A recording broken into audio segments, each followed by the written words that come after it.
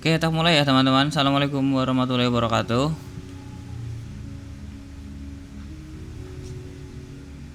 Wah, minimal jawab dulu, Jir.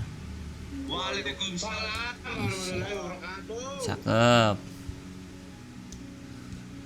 Oke, sip. Lanjut. Jadi terakhir kan kita modul 6 kan ya, yang minggu lalu kan ya. Kemarin kita belajar terkait TCP UDP. TCP UDP itu protokol paling basic ya yang ada di jaringan komputer. Jadi setelah kita kemarin belajar terkait teori TCP UDP, perbedaannya, karakteristiknya, keywordnya dan lain-lain tuh untuk modal di modul selanjutnya cuy. Jadi hari ini tuh modul 7 kita bakal belajar terkait socket programming, membuat aplikasi yang bakal running di jaringan. Jadi kalau aplikasi kan kita normalnya ngaksesnya kan kayak di sini kan, di laptop langsung kan. Nah, kita bakal nyoba bikin aplikasi sederhana yang ngaksesnya itu lewat jaringan gitu. Jadi ya kayak LMS gitulah anggaplah. Kan LMS kan ngaksesnya lewat jaringan kan. Nah, ini untuk teorinya bisa dibaca sendiri. Atau kalau mau lihat video kelas 07 itu aku jelasinnya cukup detail ya buat teorinya. Bisa ada di YouTube cuy. Nah, jadi karena kita mau bakal belajar nyoba bikin aplikasi ya. Di sini tuh mana ya? Bentar. Oke, nah untuk aplikasi itu umumnya itu terdiri dari dua program cuy. Yang pertama ini program klien dan program server. Jadi ada klien dan ada server ya. Nah, yang berada di dua sistem yang berbeda. Jadi antara program si server dan klien ini bakal ada di dua sistem ya. Jadi anggaplah kayak sistem Yggdrasil gitu. Yggdrasil kan ada server dan klien kan. Servernya ya di server Telio sana Yggdrasil, sedangkan kliennya ada di laptopnya kita sebagai klien buka lewat browser buat ngakses Yggdrasil gitu cuy. Nah, ketika kedua program ini dijalankan alias si klien dan si server, nanti itu bakal ada proses ya di belakang layarnya ya. Dia bakal berkomunikasi antar klien dan si server. Dia bakal membaca, menulis dan lain-lain. Jadi kayak aplikasi pada umumnya gitu. Nah, di sini untuk tugas utama developer ya menulis kode untuk program klien dan server. Jadi keduanya ya. Nah, ini di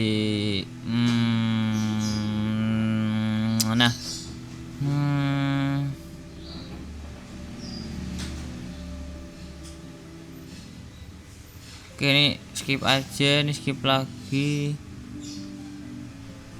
Nah, ini kalau kita flashback ke belakang ya, di sini kita ingatlah bahwa TCP ini berorientasi pada koneksi dan menyediakan saluran byte yang andal di mana data mengalir di antara dua sistem akhir. Jadi intinya TCP itu lebih andal ya cuy. Jadi si TCP ini seandainya dikirim, sebelum dikirim itu dia bakal komunikasiin dulu ke penerimanya. Kalau aku mau ngirim TCP ini ya, terus juga seandainya paket gagal dikirim, dia juga tetap ngabarin gitu. Jadi bisa dibilang andal. Sedangkan UDP ini dia kebalikannya dari TCP ini, dia tanpa jaminan tentang pengiriman. Jadi seandainya si UDP ini mau ngirim sesuatu, mungkin dia pertama kali mau ngirim dia ngomong ya kayak oke, ini aku mau ngirim UDP ya, tapi setelah si penerima balas oke, kirim aja lah, si UDP ini bakal kirim terus menerus. Dia nggak peduli apakah paketnya itu sampai ke penerima atau enggak. Yang penting dia di awal udah menerima konfirmasi kalau si penerima itu siap menerima gitu. Wah, hujan nih cuy di sini cuy. Nah, terus di sini juga ada ini ya. Aplikasi program klien maupun server ini biasanya pakai nomor port cuy. Nah, terus di sini karena kita bakal dianggapnya sebagai developer ya, kita sebagai developer harus berhati-hati untuk menghindari penggunaan port yang terkenal. Maksud port terkenal ini mungkin common ports ya. Jadi kayak anggaplah kayak port HTTP itu pasti port 80, HTTPS 443, CC22, FTP 21, SMTP 25 dan seterusnya. Jadi seandainya kita mau bikin aplikasi ya, seandainya mau bikin aplikasi web server, web server custom gitu ya. Ya kalau bisa jangan pakai port 80 karena kita nggak tahu nih sebelumnya tuh port 80 lagi dipakai atau enggak gitu. Nah, di kali ini kita bakal nyoba bikin program terkait TCP UDP pakai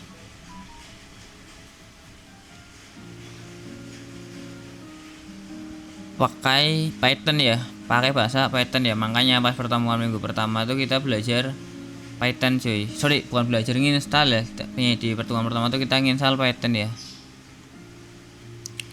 Nah, ini ada penjelasannya. Jadi soket atau port ini itu kurang lebih itu kayak pintu cuy. Jadi ketika kita mau ngirim program ya kita harus lewat soket tertentu, kita harus lewat port tertentu.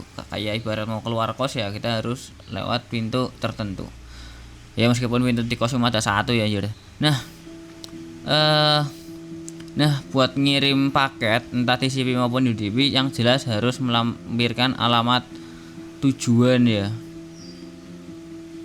Nah, setelah paket melewati soket pengirim internet akan menggunakan alamat tujuan ini untuk meruntuhkan paket melalui internet ke soket ke dalam proses penerima. Jadi seandainya kita pakai aplikasi online ya kayak Igrasias gitu, dari laptopnya aku anggaplah ngupload file rapot ya. Nah, setelah aku klik submit nanti sama si ISP sama si Bisnet dia bakal dikirim ke server Igrasias melalui routing ya. Nah, yang dinamakan routing ini atau rute ini dia tuh tanggung jawabnya si ISP, udah bukan tanggung jawab kita sebagai klien maupun server gitu.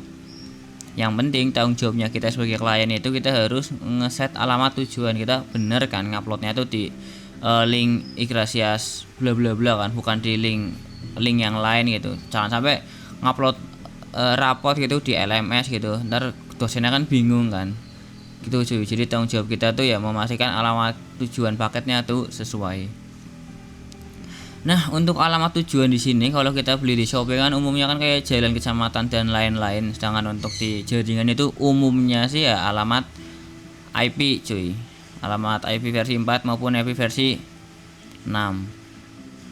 Nah, karena sebuah host mungkin menjalankan banyak proses aplikasi jaringan masing-masing dengan satu atau lebih soket, maka perlu diidentifikasi juga soket tertentu di host tujuan. Jadi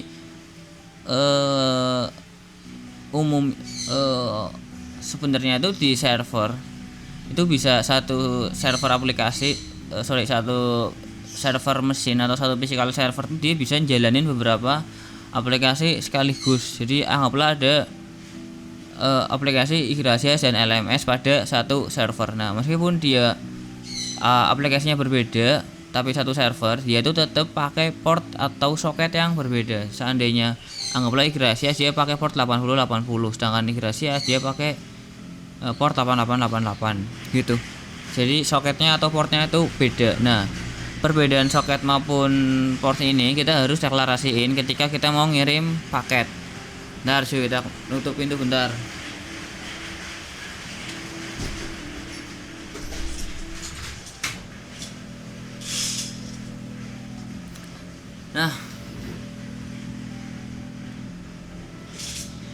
Nah, jadi kesimpulannya atau singkatnya proses pengiriman itu di bagian paket itu kita ngasih tujuannya ya. Yang pertama ini ada alamat IP.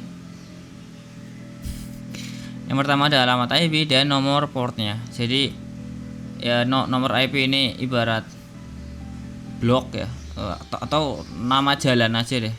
Alamat IP ini anggaplah nama jalan, nomor port ini nomor rumah gitu. Atau mungkin lebih enaknya alamat IP ini alamat kosnya kita, sedangkan nomor port ini nomor kamarnya kita. Jadi kalau kita pesen paket aku dan kamar sebelahku kan alamatnya sama kan ke kos ini kan, cuma beda di portnya nih.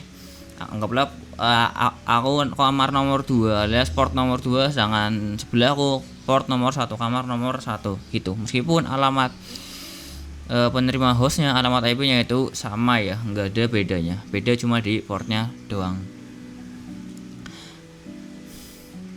Nah,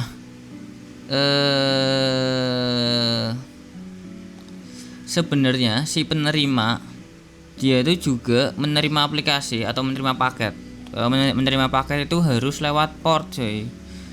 Jadi setelah dikirim sama pengirim lewat keluarnya lewat port, si penerima juga lewat port juga. Nah, tapi bedanya si penerima ini dia biasanya nggak ngeset bakal menerima dari port berapa. Dia bakal mempercayakan sistem operasi untuk ngehandle-nya gitu, cuy. Nah, kita bakal bikin aplikasi sederhana converter lowercase ke uppercase ya. Jadi huruf kecil ke huruf besar. Nanti gambaran sederhananya itu klien atau ya klien itu bakal nerima inputan dari keyboard.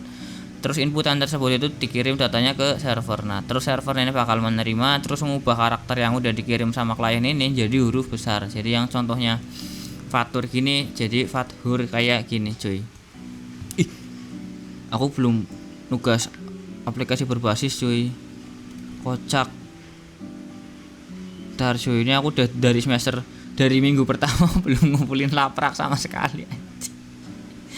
Anjing. Oke. Nah, setelah server mengubah karakter yang awalnya dari huruf kecil ke huruf besar, server ini mengirim data kembali yang udah dimodifikasi ke klien. Terus klien menerima data yang udah dimodifikasi terus ngeprint hasilnya ke layar gitu, teman-teman. Nah, ini ada penjelasan gambarannya. Jadi server ini dia bakal harusnya running duluan ya, karena server ini dalam bahasa Inggris kan dia pelayan ya, alias dia harus ready dulu. Dia harus siap melayani terlebih dahulu sebelum ada klien yang minta dilayani gitu.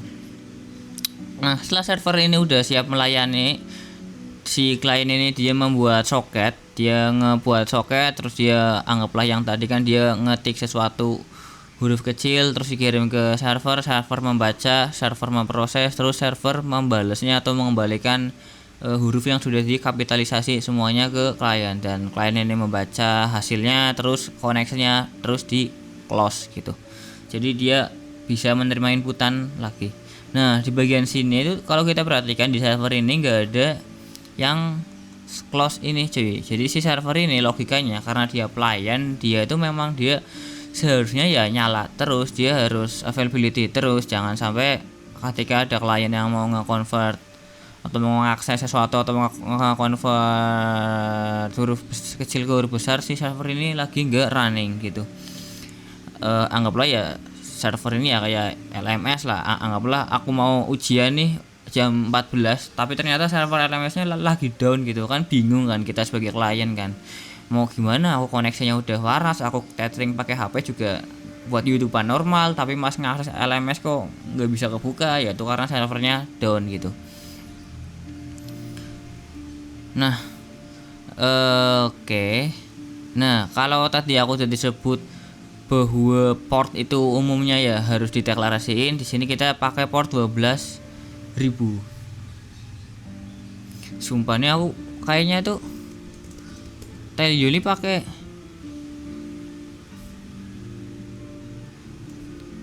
pakai modul ini tahu kayaknya deh. Apa? Pakai modul bahasa Inggrisnya orang terus diterjemahin kayaknya, cuy. Asli. Aneh sumpah bahasanya. Nah, oke, di sini kan udah ada beberapa codingan kan. Di bawahnya ini ada penjelasan codingan per anu ya. Per barisnya. Nah, ini pertama ada from socket import, kita bakal pakai library socket. Nah, ada modul socket ya. Nah, selanjutnya ada server name dan server port. Server name ini buat alamat IP-nya. Dan server port ini untuk portnya atau untuk soketnya. Nah, untuk server name ini umumnya itu diisi server alamat IP server gini. Tapi seandainya kita mau dikasih nama host server, contohnya itu syspoly.edu, kita juga tetap bisa. Dengan catatan kita perlu nge-set buku DNS-nya terlebih dahulu. Nanti coba tak praktekin ya. Nah, terus juga dia pakai shock diagram ini menunjukkan bahwa dia pakai UDP. Terus AFINet ini dia menunjukkan kalau pakai EPI versi 4 bukan EPI versi 6. Nah, di sini kita hanya ngeset port si servernya saja, bukan nggak ada kita ngeset port untuk si kliennya. Ya karena yang tadi udah dijelasin, kita bakal membiarkan sistem operasi untuk mengaturnya gitu. Nah, terus di sini ada variable message, dia bakal nge-input dari user string ya. Nah, selanjutnya inputan message yang sebelumnya ini yang awalnya huruf kecil semua itu bakal di encode. Di encode ini dia di convert ya, yang awalnya string di convert ke byte gitu. Nah, dia dikirim ke server name-nya berapa, portnya berapa yang udah kita setting sebelumnya. Nah, setelah kita mengirim pesan yang tadi udah kita encode, selanjutnya kita siap untuk menerima balasan gitu. Nah, ketika kita sudah menerima balasannya itu masih dalam satuan byte ya. Jadi kita perlu ngedecode-nya terlebih dahulu, ngekonvertnya dari byte menjadi string. Nah, terus di print. Terus udah selesai di close ya. Proses berakhir, dia sudah siap menjalankan ulang. Nah, untuk sisi servernya itu kurang lebih itu kayak gini ya. Ini ada penjelasannya lagi. Di sini untuk server portnya disamakan sama yang di sebelum yang ada di klien ya, karena si port ini ya harus ngasih tahu kalau aplikasi converter teks ini itu ada di port 12.000. Silahkan kalau kamu klien mau ngakses, kamu ngaksesnya ke port 12.000 ya, jangan ngakses ke port yang lain. Gitu cuy, jadi harus sama-sama 12.000. Nah, terus di sini tuh ada wait. Nah, terus dia karena si server ini dia defaultnya ya dia melayani, jadi dia langsung siap menerima paket. Nah, setelah paket diterima, dia bakal ngedecode terlebih dahulu yang awalnya dia nerima dalam satuan byte. Nah, karena dia mau ngekapitalisasi huruf, kan nggak ada kan byte huruf kecil huruf besar, kan adanya abjad huruf kecil huruf besar kan. Nah, si teks kecil tadi, byte tadi, kode byte tadi itu di decode jadi string biasa, terus di uppercase, di convert jadi huruf kapital semua.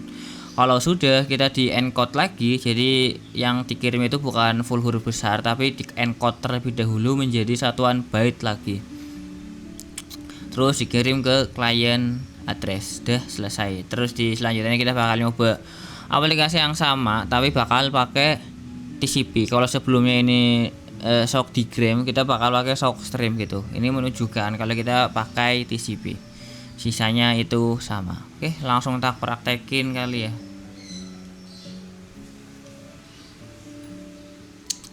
Nah, kita bakal pakai Python. Aku tadi udah nanya ChatGPT buat nge-OCR. Wait, nggak usah. Jadi untuk Windows silahkan dicoba kalau mau. Yang mau aja bos. Sederhananya itu kita bakal bikin 2 file ya. Satu file klien dan satu file server PY.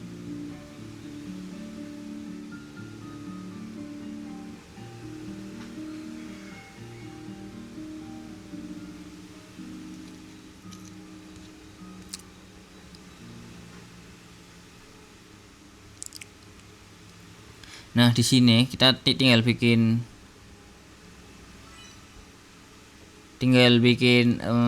file klien PY, isinya itu. Kocak. Isi dari filenya itu ya codingan yang tadi ada di modul ya. Ini aku coba open with notepad. Nah, nih sama kayak yang ada di modul. Nah, di bagian hostname ini tak arahin ke localhost ya, karena antara klien dan server itu satu host. Jadi tak arahin ke localhost. Untuk si server itu sendiri aku coba open with notepad. Nah, dia sama kayak yang di modul ya. Nah, caranya gimana? Si server ini aku harus buka terlebih dahulu ya, terus tak allow terkait networkingnya. Nah, di sini udah ada tulisan kalau server ini udah siap menerima. Aku buka yang klien. Nah, di bagian sini aku anggaplah ngetik fatur. Lah, kocak. Oh, aku tahu cuy. Dia tuh Mas sebenarnya tuh di sini dengan sangat cepat tuh ada balasannya. Tapi karena dia di close, soketnya di close, jadi aplikasinya ikut ke close nih. Tuh, tohonya di situ. Berarti harusnya dimodifikasi codingannya biar nggak ke close secara langsung. Ini untuk cara di Windows ya. Ini aku bakal nemboin lebih enaknya pakai Linux. Ini aku tak close Windowsnya. Aku ada dua komputer, komputer Fatur dan komputer SonarCube ya. Jadi si SonarCube ini bakal jadi server, sedangkan si Fatur ini bakal jadi klien ya. Oke, root. Ups.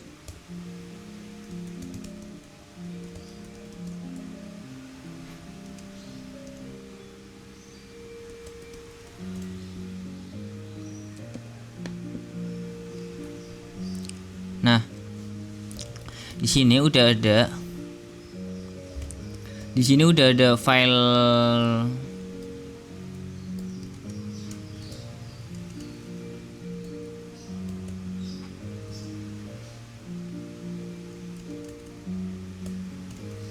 Oke, di bagian Fatur ini udah ada file klien. Kalau aku coba cat klien PY, isinya sama kayak yang tadi. Sedangkan server name-nya, kalau tadi di Windows aku ngeset ke localhost karena antara server dan klien itu satu mesin atau satu komputer yang sama. Sedangkan yang kali ini servernya itu ada di VM yang lain, atau mesin lain, artinya beda IP. Jadi aku arahin ke IP si SonarCube ini.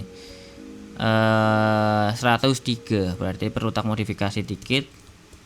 Awalnya 102 tak ganti ke 103. Nah, kalau udah kita coba jalanin Python client. Di sini dia nggak bisa ya, dia ditolak. Kenapa ditolak? Karena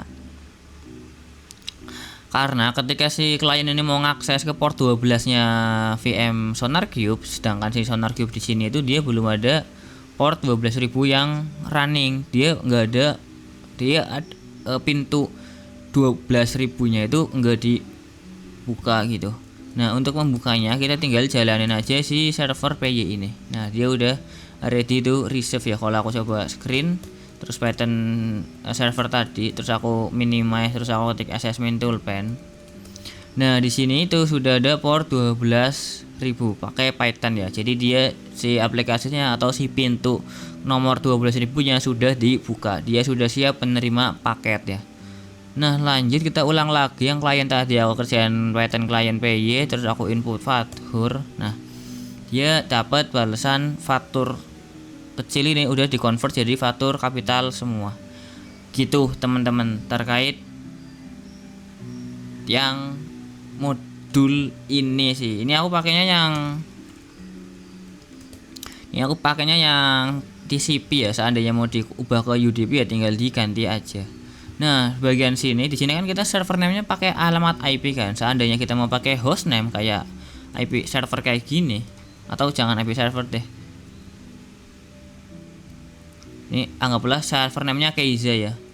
Nah, kalau aku coba kerjain yang tadi klien, yang Python client, di sini server name-nya nggak tahu nih Keiza ini alamat IP-nya berapa. Kalau aku coba ping Keiza, dia not known ya, dia nggak diketahui alamat IP-nya berapa karena kita belum nge-setting buku DNS-nya. Jadi anggaplah aku mau nelpon Keiza, tapi aku nggak tahu nomor teleponnya berapa. Lah kita perlu masukin nomor teleponnya Keiza ini, alamat IP-nya Keiza ini ke hostnya atau ke buku teleponnya ya. Di mana ya caranya ya? Sini kayaknya deh. 172 16 100 berapa tadi cuy? 103 ya. Kita arah ke Keiza. Nah, kalau aku coba ping Keiza, nah sekarang si Keiza ini aku udah bisa nelpon Keiza dan Keiza udah membalasnya gitu.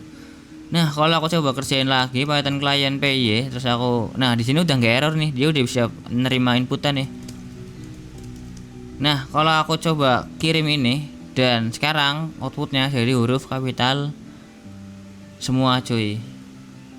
Gitu Jadi aku nggak perlu di bagian klien tadi nggak perlu nge-set server name, alamat IP. Aku bisa pakai hostname. Tuh kayak yang tadi udah dijelasin di modul yang ini. Atau nama host server. Contohnya ya ini tadi aku pakai Keiza ya. Gitu, teman-teman. Ada pertanyaan gak nih sebelum tak akhiri?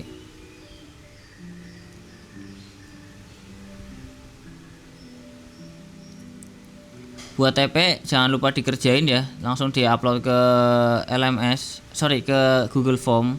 Udah pada upload belum ya teman-teman TP-nya?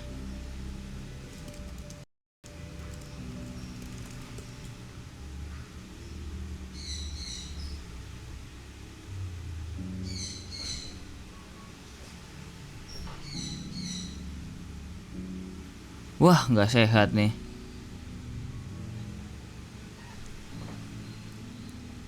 Wah, nggak sehat nih cuy, yang ngerjain baru satu nih. Kerjain cuy. Wih, hapus untuk saya dulu bosku, bahaya ini. Nah, kerjain ya, ini deadline-nya malam ini ya. Jam 10. Jam 22.00 WIB.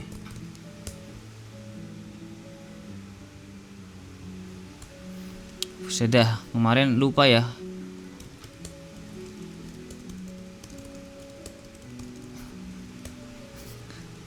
Bajingan. Nah, silakan dikerjain ya cuy. Nah untuk jurnalnya memang belum ada ya, belum ada update lagi. Jurnalnya itu masih file yang salah ya, jurnalnya nanti. Sama yang minggu-minggu yang TP jurnal modul-modul lalu tuh udah dikerjain belum ya teman-teman?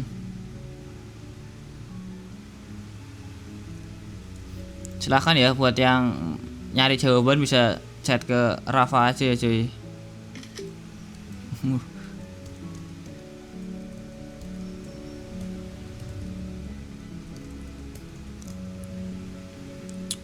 Oke, aku coba cek modul-modul yang lain.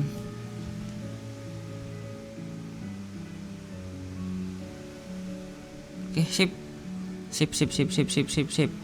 Gitu teman-teman, jangan lupa dikerjain tugasnya, presensi ya. Waktunya presensi cuy.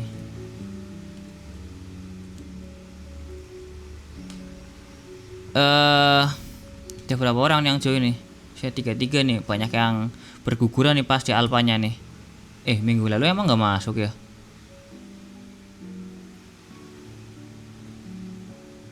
Tanggal 26 tuh masuk nggak sih? Online ya? Yang aku ketiduran.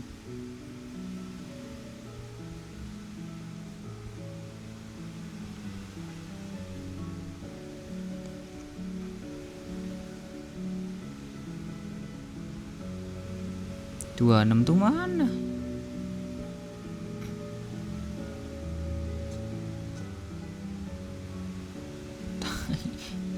Oke lah, modul 6 ini tak kayak modul 6 tak samain kayak modul 7 ya presensinya ya cuy.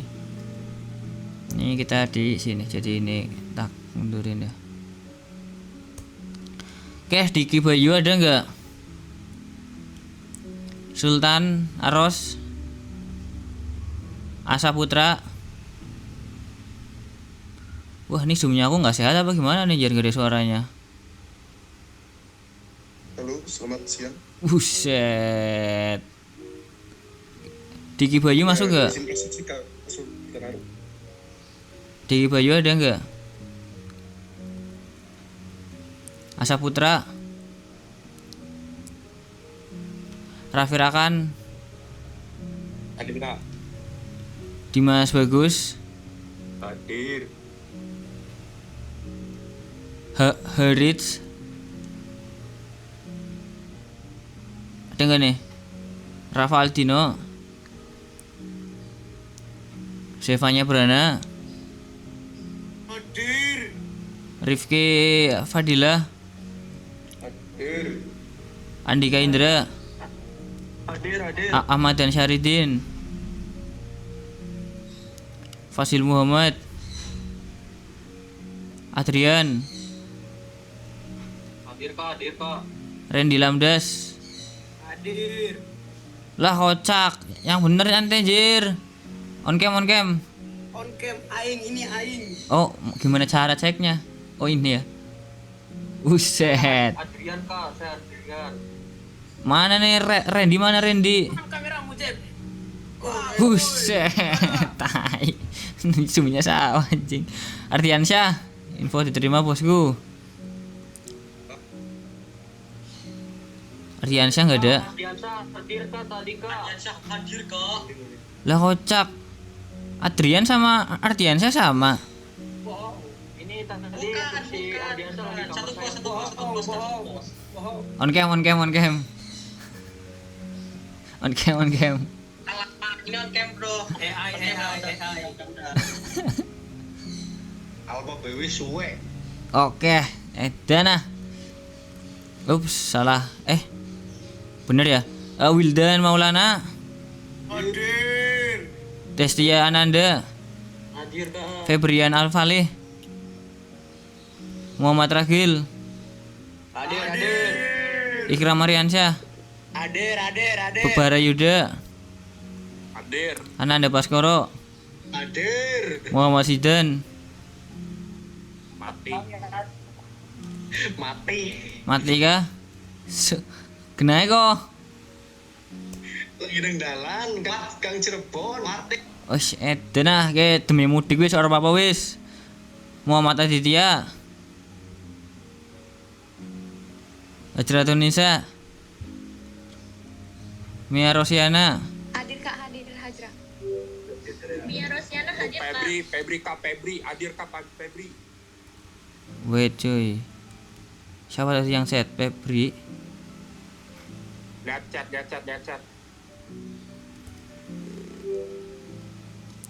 Noval Raka, Hadir. Altaf Tegar, Hadir. Gabriel Putra, Pingsan. Hadir kak, hadir. Shit, Nevlin Valencia, Hadir. Varial Aufa. Mana orang anjir? Halo. Oke, buset. Muhammad Faisal, Muhammad Alif, Rakabi Arbian Danu, Hadir. dan Alvin Ardiansyah, Dava Arya Putra, M Haider, Hadir. Jonathan Kantoe, Deden, Hadir bang. Faizul, Kamil, Chandra, Fadil, Hadir. Desan, Aldiransi, Hadir. Papua. Hadir. Balik Papua ya. mana nih yang pada hilang mana nih? Desan Alpa, Aldi perang. Tai. Faizul, yang Faizul hadir. Wah ini satu kita alfakan bosku karena nggak nyaut. Kamil, kiri alfa. Faisal nggak ada. Alif, oke. Alvin, ntar cuy. Rungka tuh presensi udah 2-0 tuh.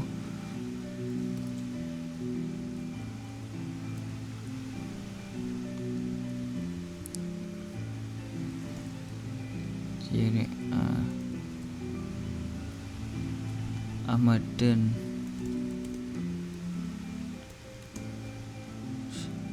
Ini pada Alpa maksudnya gimana anjir? Masih di kampung apa gimana?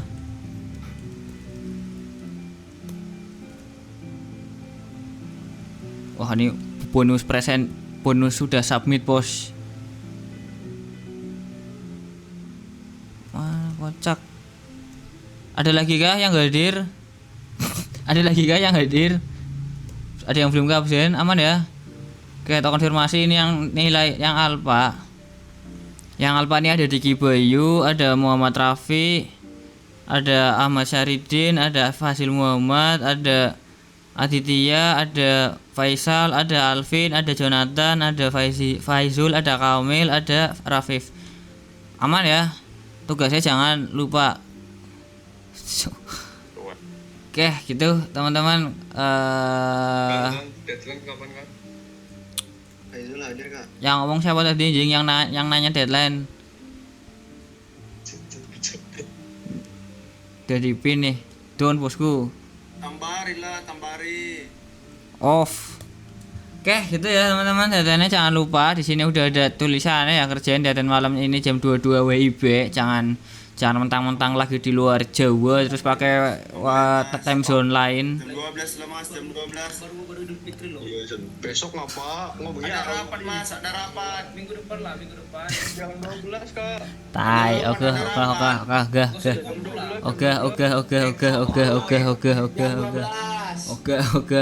Tuh teman-teman, gitu terima kasih buat yang sudah hadir pada praktikum. Sehat nih, ngelik nih laptopnya nih. Terima kasih buat yang sudah hadir pada praktikum hari ini. Gua akhiri, wassalamualaikum warahmatullahi wabarakatuh.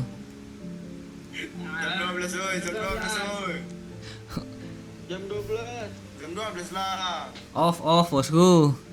Jam 10.